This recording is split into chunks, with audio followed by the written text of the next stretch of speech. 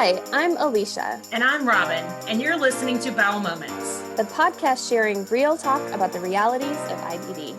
Served on the rocks. This week we talked to Courtney Walls.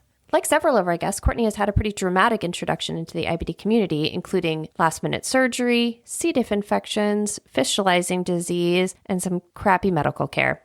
And so we talked to her about that and how she's processing that and other traumas using some different techniques in mental health therapy. We also talked to her about how she started an Instagram account and how she's been so open with her story and how that's given her some real support and encouragement and how much fun she's been having sharing her story. We also talked to her about running in bars and Charles Barkley. Courtney was so much fun to talk to. We know you'll love her just as much as we did. Cheers. Hi, everybody. Welcome to Bowel Moments. This is Robin. Hey guys, this is Alicia, and we are so excited to be joined by Courtney Walls. Courtney, welcome to the show. Hi, thanks for having me. We are so excited to hear your story, but our first very unprofessional question for you is, what are you drinking? So are you guys coffee drinkers? We are indeed. Okay. So I don't know if you Nespresso yet, but life-changing. Bought a Nespresso machine for an early Christmas present, and I've almost kicked my Starbucks addiction. Dr. Rubin was on, and he had just bought one for his wife, quote unquote, for Hanukkah. And yeah, he was talking about how great it was as well. Was he also drinking Nespresso, I think? He was. Yeah, there you go. He was also drinking Nespresso. You're in good company, Courtney. Good company. Yes. If you want to get specific, it is caramel with foamed milk. Very nice. Robin, are you also drinking coffee as you hold your coffee cup in front of your face? I am also drinking coffee. I am. I love coffee, as we all know. I always say, don't come at me for drinking coffee because we're usually recording these interviews at night.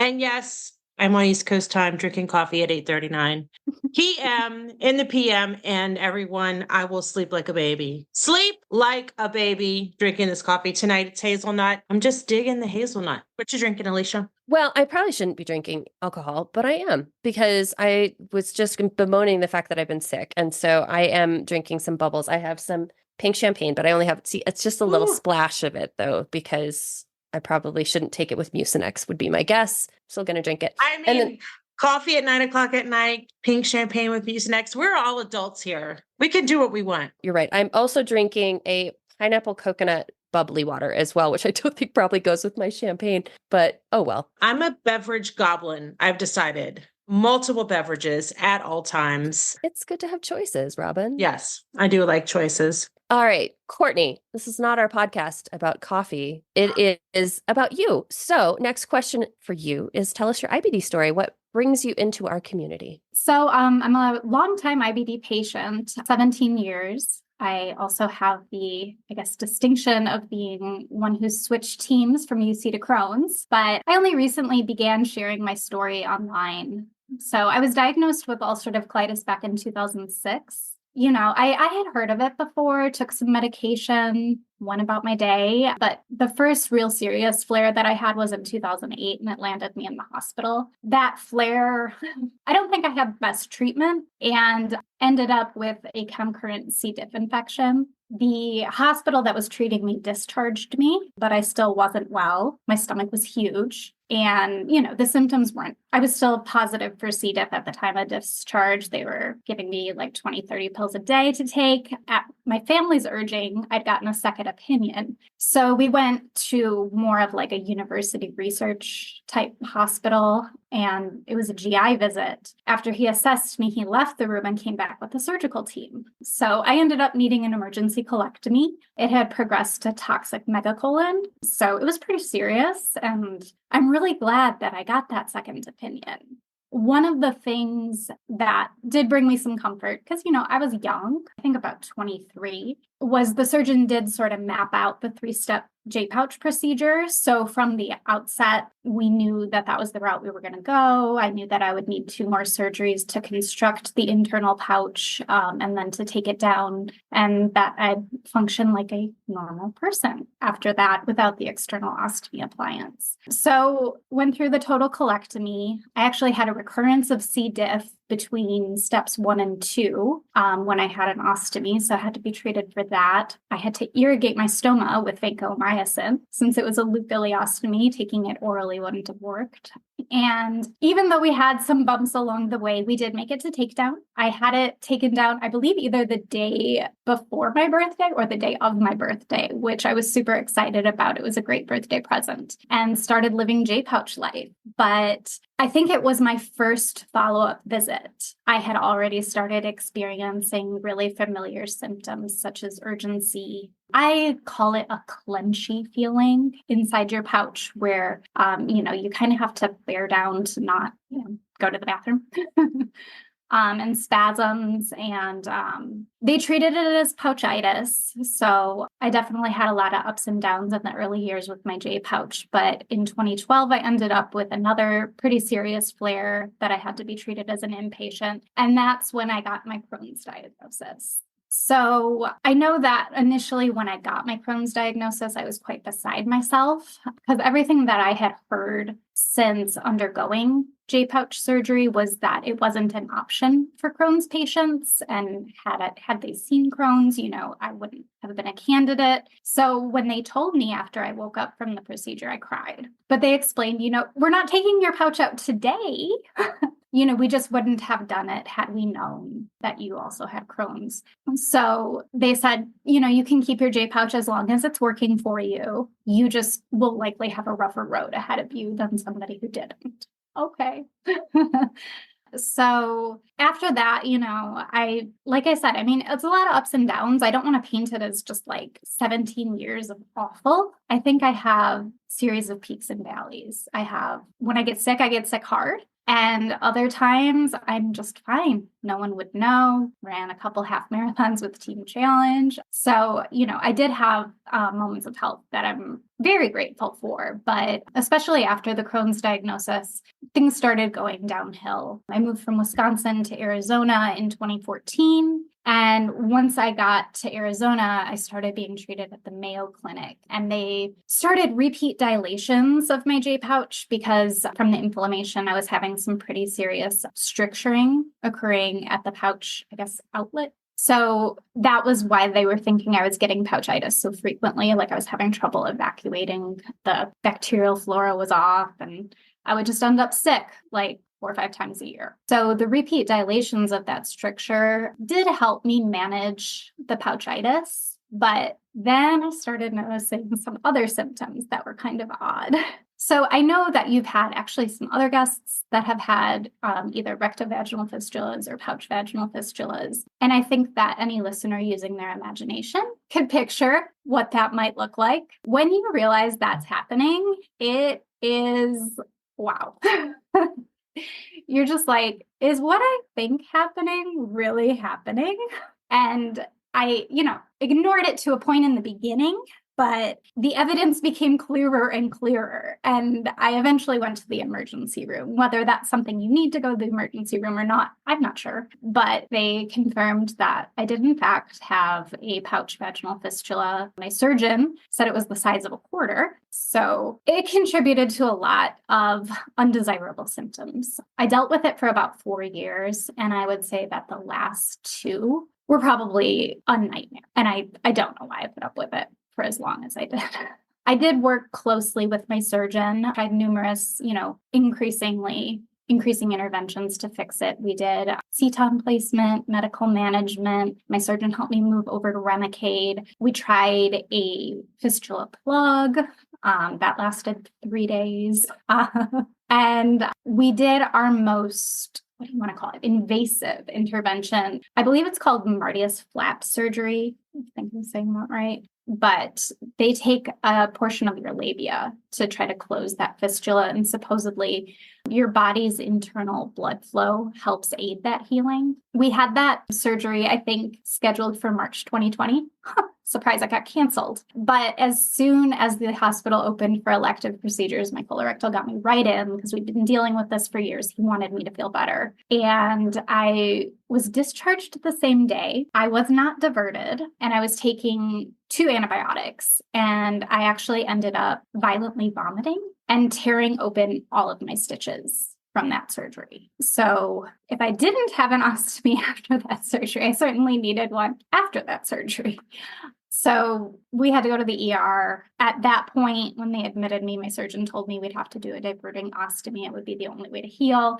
And I was like, sounds good, because this situation isn't.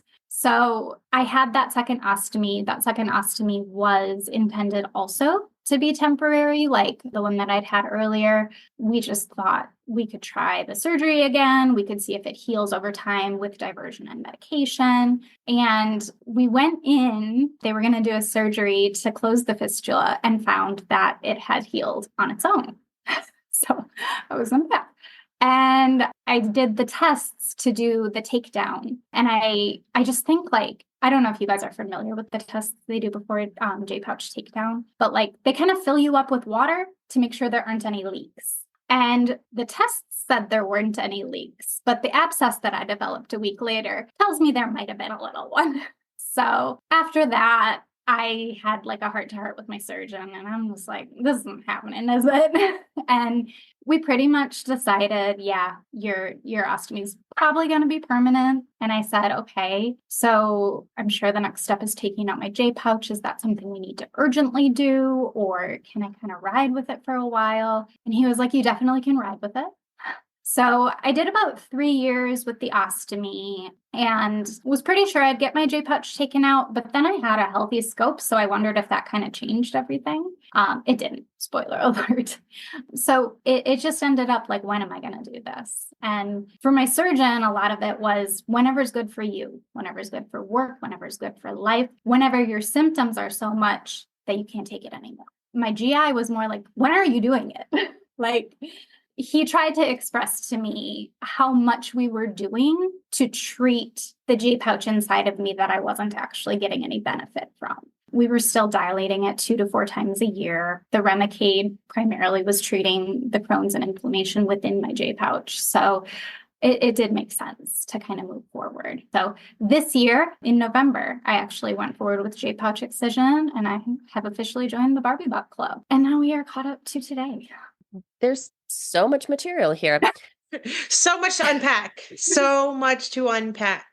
But I want to make one point before we dive in. You mentioned that your doctor said they would not have done your J-pouch surgery if they knew that you had Crohn's. It's because it's not an option. So I don't want to scare anyone, because I feel like different doctors have different schools of thought. And while that is true for a lot of places, I had already received my Crohn's diagnosis and they still gave me a J-pouch. So I just want anybody who's listening to know that different doctors have different schools of thought based on what they see when they're looking at you, based on your symptoms, based on where your disease is, based on lots of different factors. So if your doctor tells you something like, hey, you have Crohn's, we're not even going to consider a J-pouch, or hey, you have Crohn's, but you're still a good candidate, it doesn't hurt to ask for a second opinion or not ask for a second opinion, whatever you feel most comfortable with. But just remember, medicine is a practice. There's different schools of thought. There's different research that everyone looks at to back it up. While we talk about J-pouches a lot on the show, there's actually not a lot of people that have J-pouches. So there's not a lot of research into it. So just talk to your medical team, do what you feel comfortable with. And if you want a second opinion, ask for it. I love that you brought that up too. If second opinions are a takeaway from my episode, I think it's a great one. My question was going to be, isn't that just the way they treat toxic megacolon? I mean, I don't know that you had a choice at that moment, regardless of your diagnosis. Like if your colon is toxic and mega, I think I just put that in the different order. Like Absolutely. They kind of have to take it out, right? Oh, absolutely. And some people that I've spoken with about, oh, they didn't know you had Crohn's before. Like, I was like, I don't really think that that was something anyone was worried about at that particular time. They definitely just take it out because they have to save your life at that point. I think what was done, the 3-step J-pouch procedure was a choice that my surgeon made. And to be honest, I wasn't really given a choice there either. It could have just been that he saw sort of like my reaction and gave me that as a comfort, or because I was so young. I've had so many doctors be like, you're so young, this is what we're doing. I heard that too when they removed my colon, because I was 25 and I was in the hospital for 2 weeks already. when they went in and he talked to me on Sunday and added me to his surgery schedule on Wednesday and was like, yep, okay, we're going to take it out. Yeah.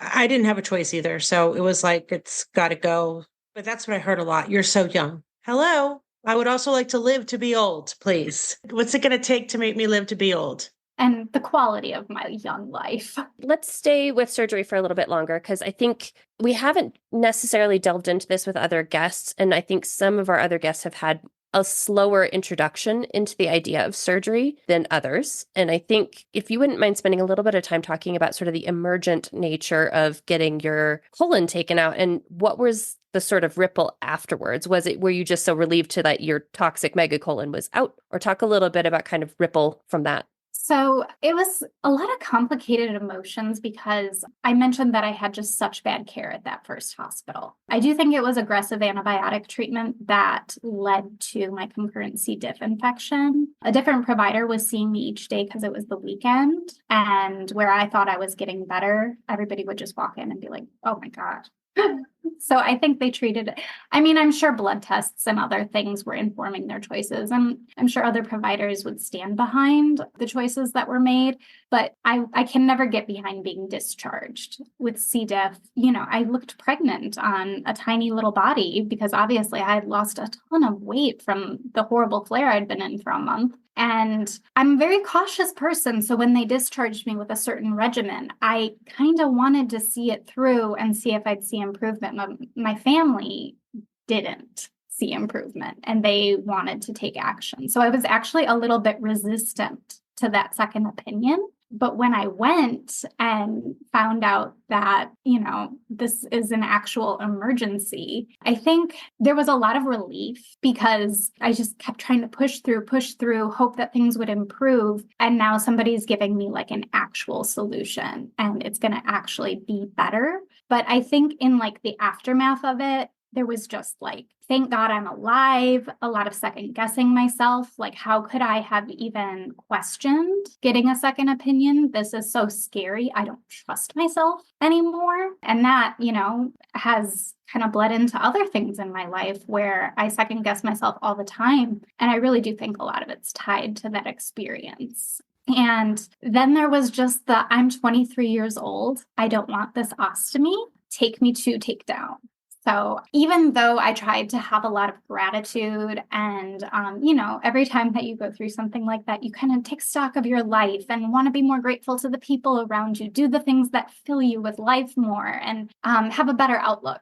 It lasts until you get annoyed by something. And sometimes it just happens to be your ostomy. Bag leaks, skin irritation, not being able to hide it right in clothes. I was 23 and I was over it. So I only had the temporary ostomy for about 9 months. And I was very grateful when I was able to have it taken down. But I think part of that too, like I probably held onto my J pouch for much longer than really made any kind of medical sense. And why? Like, I don't know. Once again, don't know why I put up with such a poor quality of life for such a very long time when there was, in fact, kind of an easy solution.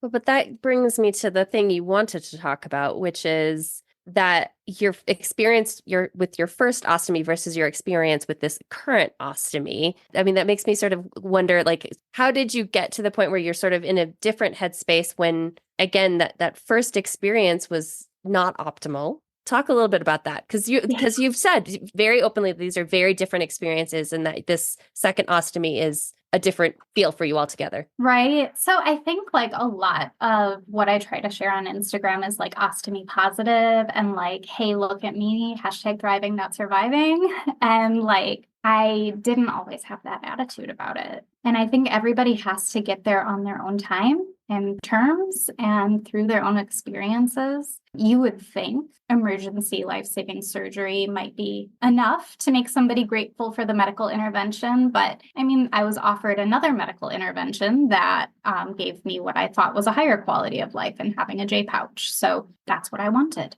at that time.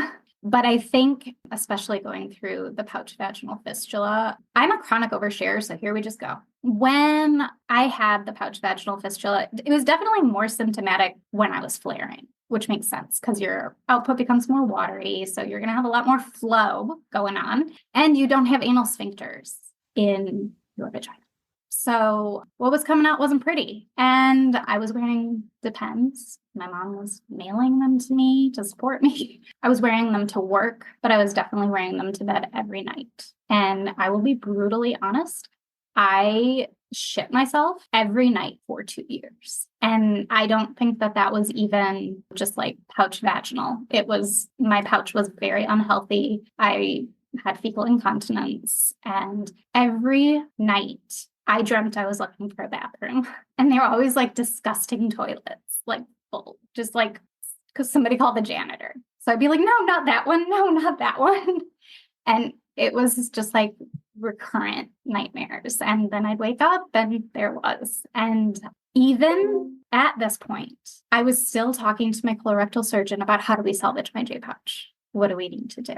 I changed from Humira to Remicade. That gave me a little bit of hope. And that actually was a call from my colorectal to GI. I'd been talking about it with my GI for like 2 years. My colorectal was like, this girl needs to be on Remicade. And, all the different surgical interventions that we tried with the fistula.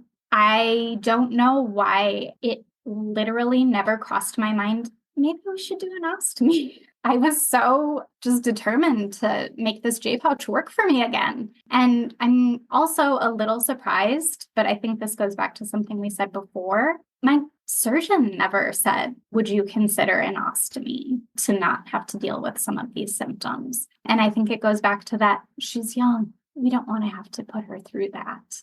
Y'all, I'm not that young. I just turned 39. Well, the stigma. Why do we do this to ourselves, Courtney?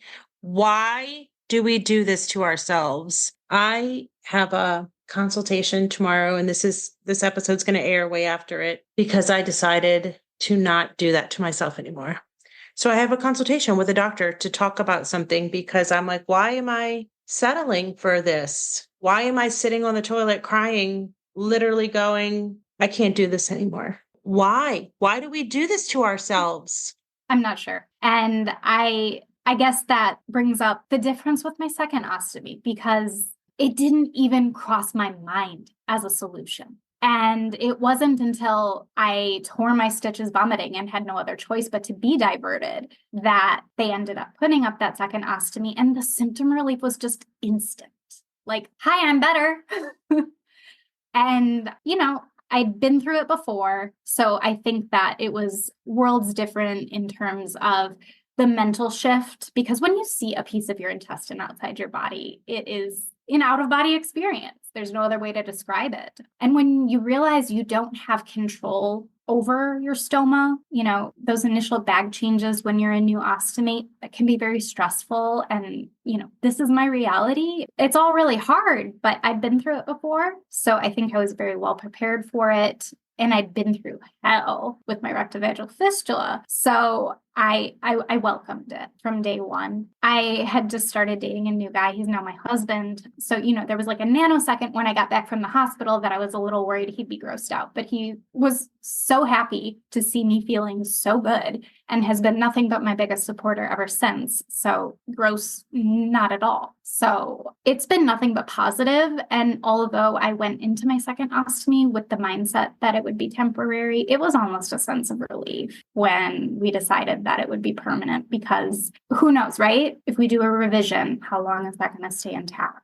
If we, close up the fistula, how long before that opens up again? So this is a permanent solution. This is going to improve my quality of life forever. I agree with you, Robin. I think there's the stigma attached to having an ostomy that's still I think that's, people being too young, not wanting them to sort of live this specific way. I think that's part of it. I wonder if part of the putting up with some of the lower quality of life is just because the way that J-pouch surgery is presented is as this hope that you can have your life the way it was before. And so by kind of admitting that that didn't work for you, it's giving up that hope that it can be as it was, I think. And that's hard. It's really hard, especially considering a lot of times that's how J-pouch surgery is sort of presented, I think, to people as okay, well, we'll get rid of this offending organ, and then we're going to get you back closer to the way it was before you started having these these symptoms. I mean, it's hard to give up hope. Yeah. And the problem is that we need to present all of the options as a piece of hope.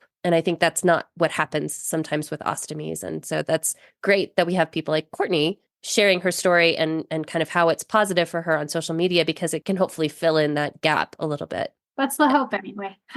Yeah, because nobody needs a fistula. I've trademarked this, so nobody take it, but nobody wants a vajazzhole. Vajazzle. A vajazzhole. Nobody Trademarked. needs a vajazzhole. It's trademarked. Nobody can take it, but nobody wants a vajazzhole. No, they don't work very well. Mm-mm. I'm still boggled by the whole, like, still having C.Diff and letting you And in them the sending you hospital. home. That is like, I mean, I know healthy people don't generally get it, but it's highly contagious. Like, it's transmittable. Yeah. C. diff. You have to wear, like, suited up to go into hospital rooms with people who have C. diff. I can't believe they sent you home with that. But I'm also curious, like, aren't you, like, not supposed to do surgery then if somebody has C.Diff? Because what if it's leaks into the highly cavity? transmittable. Well, so I guess I have a theory. I'd love to hear it because I'm I confused. was being treated by a GI team at this hospital, and they had released me saying, we don't know what else to do for you. I think it might be kind of what you said. Perhaps their colorectal surgeons were not experienced enough to deal with what I was presenting with. It would have been really nice to maybe been discharged with a referral elsewhere. But yeah, I'm really glad I got that second opinion. Yikes. It was a bad hospital. I shared this on a different podcast, but Yeah. like one time when I was pulling the help thing, in the bathroom, the toilet's all full of blood. I just wanted to be helped back to my bed. And the nurse asked me if I had my period. I'm like, do you know why I'm here? They also gave me a psychiatric referral or an eval in the hospital. Of course they did, because you're a woman. Mm-hmm. And you're hysterical because you're a woman. Or because I'm dying, but it's fine. I'm going to get on a ragey soapbox on that one. Yeah, I know. I was about to say, we're about to rage out. We're not going to get distracted here. No distraction by the rage. But everybody read the book Doing Harm so you can get angry with us. Do you mind talking about medical PTSD? Because one of the things you wrote on your questionnaire for us is medical PTSD, and then difference between EMDR and CBT, which is EMDR is eye movement desensitization and reprocessing, and CBT is cognitive behavioral therapy. So two different techniques for dealing with these types of things. So if you don't mind going down that road, let's talk a little bit about that, please. So, I mean, having emergency surgery is a pretty traumatic experience. And as I mentioned, it just kind of leads to second guessing yourself, especially when you're resistant to getting a second opinion that saved your life. And I think that that's something that IBD patients deal with kind of frequently, because it's like, where is the line? Some days I'm not sure if I should be calling out of work, calling my doctor, or going to the ER. Just not quite sure where I am. And especially when you have,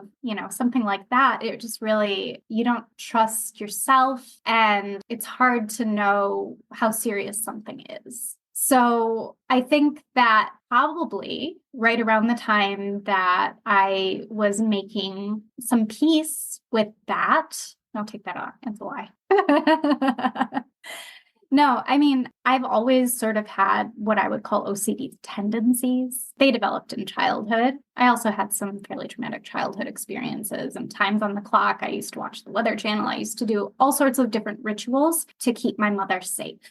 So, of course, having these traumatic medical experiences, they just sort of like reactivated all of these kind of like checking behaviors that had plagued me as a child, but I'd kind of grown out of. So I just became really work, insurance, everything. Like I checked, rechecked, doctors, second guessed, kind of like always thinking that the person missed something. So I would have a lot of follow-up questions. I really used my patient portal, sent a lot of pictures. Is this okay? Is this okay? And, I think that to a point you improve, but then you have sort of it happen all over again. And it's just re-traumatizing. So after, even though my Marcia's flap surgery was elective, it went wrong. So both of my ostomy experiences were emergencies, were fairly traumatic and unexpected. So in the aftermath, some of those checking tendencies, OCD tendencies really kind of came back for me. And when you're a very high anxiety person, you're also like really irritable. And I was living with somebody for the first time in years. So you can't hide it. Like when you're alone, you can kind of decompress and do whatever you need to do to regulate your emotions. But when you're with others, you can't hide as much. And I think to a point, it was sort of a gift to have somebody be a mirror for me and sort of say, you're not okay. Because I was doing a great job of faking it. So I did start pursuing different sort of counseling interventions. I do take medication. So I've always been open to sort of the pharmaceutical approach to easing anxiety, but I've utilized our employee assistance program probably like 6 or 7 times. And every time the lady's like, you need long-term therapy. So I actually went to school for psychology. I have quite a few friends who are either in counseling or social work, and they recommended EMDR to me. They said that it's great for sort of healing those traumatic events. But I've also listened to some of your episodes where people talk about EMDR, and they talked about it more as like sort of like a shorter form of therapy, where what I've, I guess, heard or learned through others is that it's sort of like a long haul therapy. Perhaps it has to do with how many traumatic experiences you need to work through. But I did sort of seek out that trauma-based therapy because my friends recommended it to me, and I didn't actually do EMDR. I ended up doing a different trauma therapy called internal family systems. And there were some brain spotting techniques incorporated, which I guess is sort of EMDR light. But I found the process extremely exhausting. I made the mistake of scheduling my sessions on my lunch hour, and I was no good. I was no good to anyone the rest of the day. And it just was a lot when you're sick and then your emotions are drained.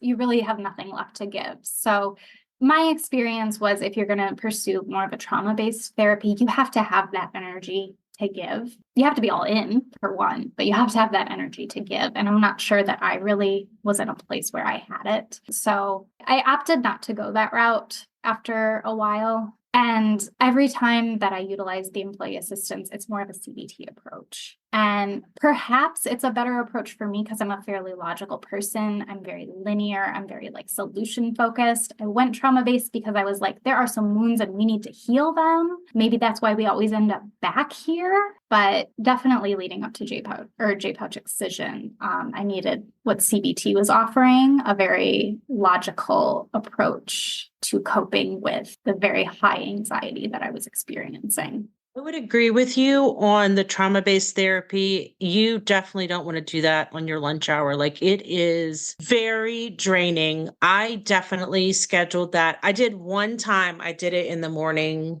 I did a mid-morning session, and I was toast for the rest of the day. So I had to schedule the rest of the sessions where we were going to do EMDR after work because I went straight to bed afterwards. I was basically done just for the rest of the night. Like, it's exhausting to do that. Yeah, I mean, it dredges up.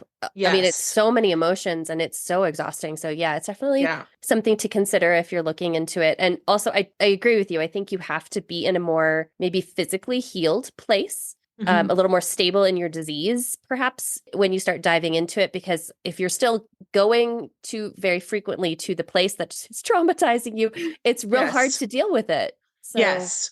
I would agree with that too, Alicia. So my therapist, 2 years into seeing her before she even recommended that we start doing EMDR. And there was something that kept coming up in my sessions repeatedly, that she was like, maybe we can address this thing with EMDR because this keeps coming up. But yeah, she said if I was still like seeing that same doctor or still in the surgery, like still in that process, we wouldn't have been able to. Gosh, I can't even, my chest is getting tight just thinking of that. Everybody do some box breathing now. In for 4, hold for 4, out for 4. But Courtney, I think it does make sense for some of that OCD, some of these like anxiety behaviors to come back because so much is out of your control. Like anxiety, all of these things you're doing is trying to pull back that control. And you're in a situation where absolutely everything is out of your control again, and so it does make sense for them to come back. That I want to normalize that for other people too, that if you are, I as somebody who has anxiety, I understand this, like when things get out of control, I try to instill control on stuff, and it doesn't always make sense, and it doesn't always make me a nice person.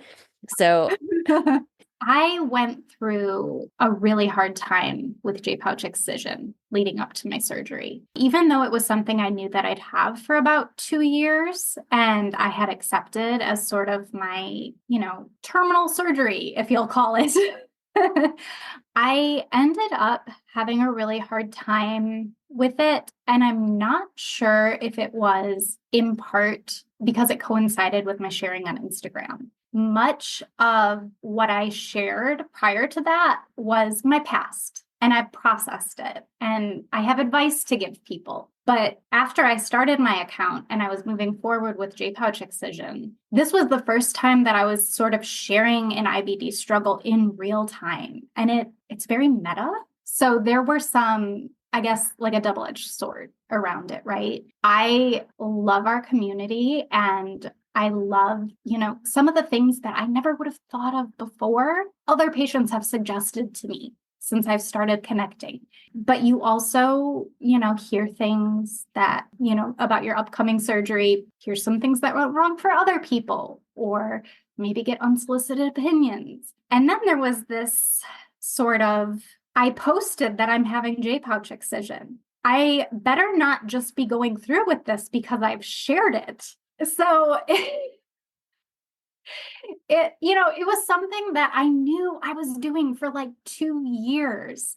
But when I started having doubts, I'm like, I'm not just going through with this because I posted I was doing this, right? And I'm sure not going to cancel it to prove to myself that I'm not going through with this because I posted. So it was some kind of, and I had to take a break. I had to take a break around that. So there was that level of processing. But there was also sort of, I was going into the surgery very blind and connecting with other patients who'd been through it. I had new questions to ask. And I started sort of being like, are the benefits outweighing the potential risks of J-pouch excision? Am I okay to just continue on the way that I've been? So I had new questions for my doctor, and I had to restart therapy. And again, it was this CBT therapy. And she very much talked about, you need to know that you're making this decision based on information, not emotion. So helped me, form a list of important questions to ask my doctors. And as much as I wanted the surgery to alleviate anxiety, right? Because I was anxious about the surgery. So once it was over, I didn't have to be anxious anymore. The choice shouldn't be about anxiety reduction. The choice should be about, you've weighed the pros and cons, the risks and benefits, and come to the decision that based on information, this is the best choice for you. So that was one big takeaway in my therapy. The other was, you have to be okay with either outcome because you've gone through these exercises to know your reason, your why for going through the surgery. So if, something goes wrong, you can't beat yourself up afterwards, right? So you have to be okay with either choosing to postpone it and any anxiety that comes along with that, any difficulties you face because you chose to postpone it, or you have to be okay with going through with it and any difficulties that come with that decision. So it was a lot of like, we can't be attached to the outcome. We have to sort of learn to go with, kind of roll with the punches. I don't know if I'm explaining that right, but we have to be okay either way. You're explaining that very well. I feel like that is our lives almost, just is from one day to the next, we could be feeling great and then not feeling great. So, any plans, whether that's surgery down to just having coffee with our friends, can be changed in a moment based on our intestines being real assholes.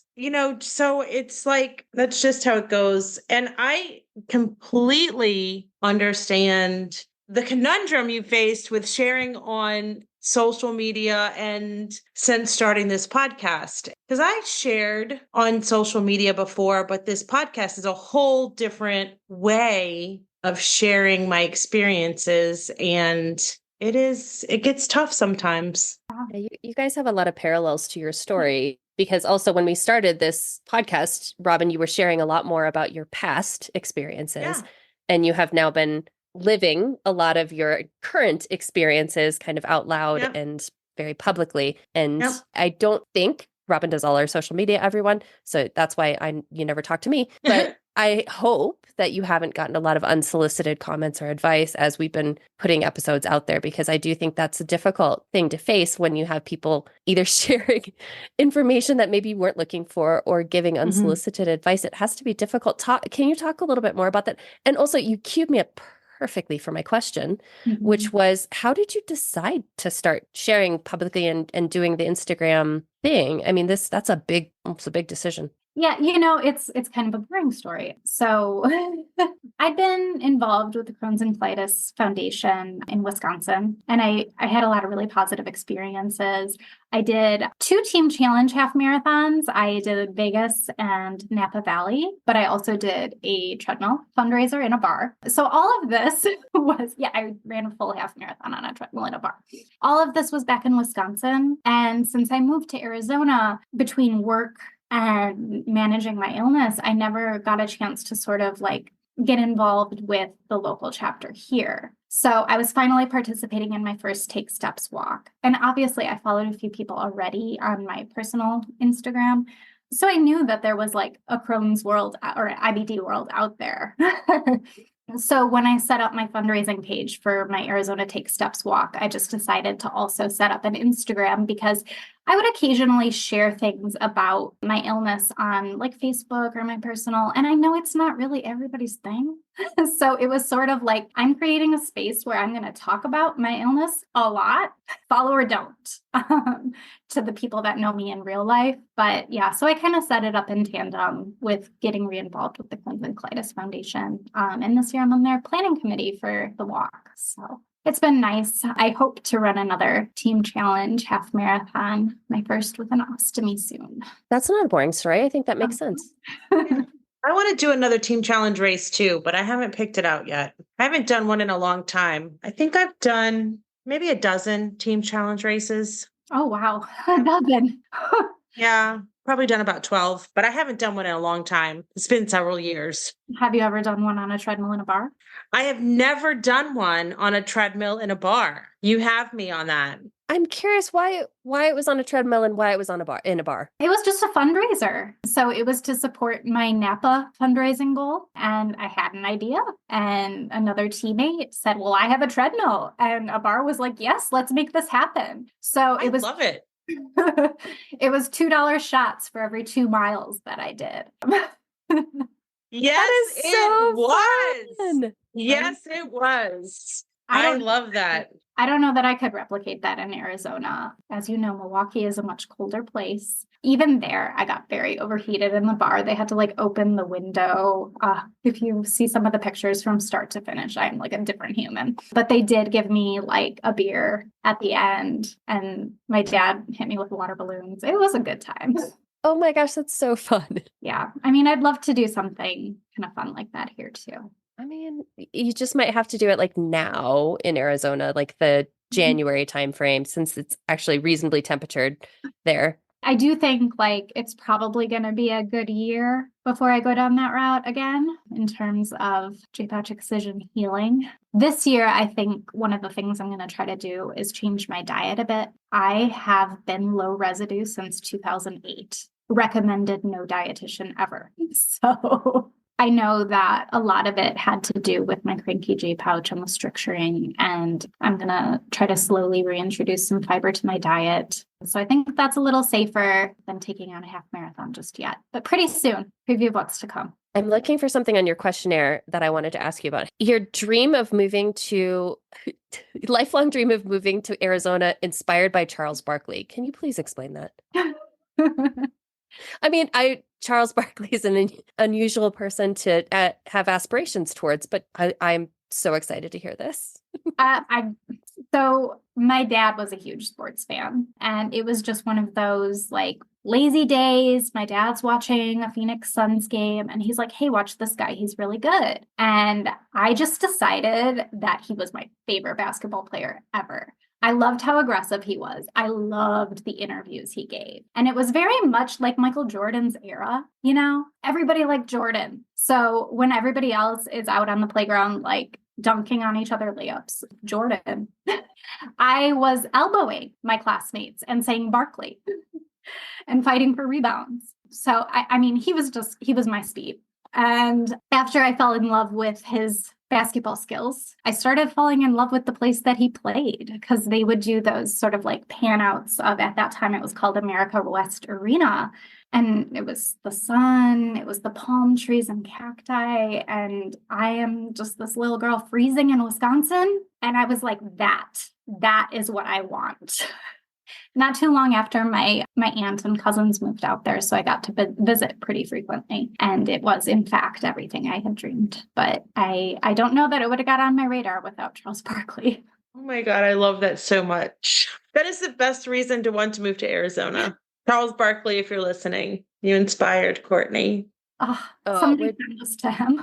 We're definitely we got to tag him on our socials on this one. Oh, that's so 100%. Funny. I love that. And I love that you were like elbowing people and yelling Barkley. Like that just makes my day so amazing. Yes, it really does. Oh, hilarious. I was an odd kid. Listen, we all had our interesting moments when we were younger. So I love that for you. Can I circle back to social media? You mentioned sometimes getting some unsolicited advice. For anyone maybe contemplating doing this, contemplating becoming more public with their story, give us some pros and cons and maybe some advice for future influencers like you. I mean, I think that the sharing has been therapeutic. There's something about some of these private struggles that we go through that you almost want to be known, right? We deal with so much behind closed doors, even hiding from family members and friends. And sometimes you just are going through your workday like, I wish somebody knew how hard this really was. So there is something sort of therapeutic about getting some of those struggles out there and visible. And I think that I also mentioned like a lot of what I've shared to this point has been my past experiences and the hope that that helps somebody, because I've been through ostomy surgery and I know that for many IBD patients, it's a very scary potential outcome. So I want to be the one over here reassuring you. It's okay. I've got you. We can talk. Let me know what your concerns are. Let me know what, struggles you're having. Also know it is normal to struggle and have feelings. Like, I'm not trying to say to squash them, but just here I am over on the other side of the tunnel, and I promise it will be okay. So to be able to like make a few connections and have a few people, have been scared and feel like you supported them through something that was scary. There's a lot of relationships and connections that you're never going to form in real life because you're never going to meet somebody with your strange set of circumstances. So, I mean, I would say that those parts are great. The sharing has been therapeutic for me. The relationships have been, really valuable. But I would say that like the only negative really is kind of that double-edged sword of seeing maybe some of the worst possible outcomes and worrying. But you have to remind yourself that we're sort of coming to this place because it has really affected our lives. Like this isn't, somebody who has IBD, takes their medicine and gets on with their life. Usually it's going to be somebody who's had a pretty serious experience with it. So you have to remember you are seeing probably a collection of some of the most extreme stories and realize that, if you go back to the journals or if you go back to your doctor, that's probably not the most likely outcome from your surgery. But I think it's difficult to know, or it's difficult to actually be going through something and sharing simultaneously. Some people are very good at it, but especially somebody very prone to anxiety, you have to know when to take a break. You have to know when to sort of just unplug and be with yourself, be with your own thoughts, so you can kind of recenter and not have so many other voices and opinions and conversations. Makes a lot of sense. But just based on what you said and based on what other people have said, is I know how difficult that can be because it goes back to trusting yourself again, right? And there are so many times where your body betrays you that it's hard to trust yourself, I think, sometimes. Mm-hmm. Yes. Courtney, it's that time. Yeah. And we've been talking for a while. It is time for me to ask you the last question. So what is the one piece of advice that you have for the IBD community? I would say that IBD does not have to sentence you to a lower quality of life. And I think it's something that we talked about, like, why did we put up with these things or these symptoms for so long. And in some ways, it's just sort of like, well, I have Crohn's. This is what Crohn's looks like. But I would really encourage patients to sort of advocate for themselves, ask questions. If a treatment isn't working for you, ask about other ones. Don't just accept it. If a surgical intervention, isn't working, ask about other options, right? You don't have to accept shitting yourself. There's definitely other options. So I think that would be my takeaway, to just keep pushing for answers and pushing for a better quality of life, because it is attainable. I love that Robin is just on mute laughing and going, there are other options. Like,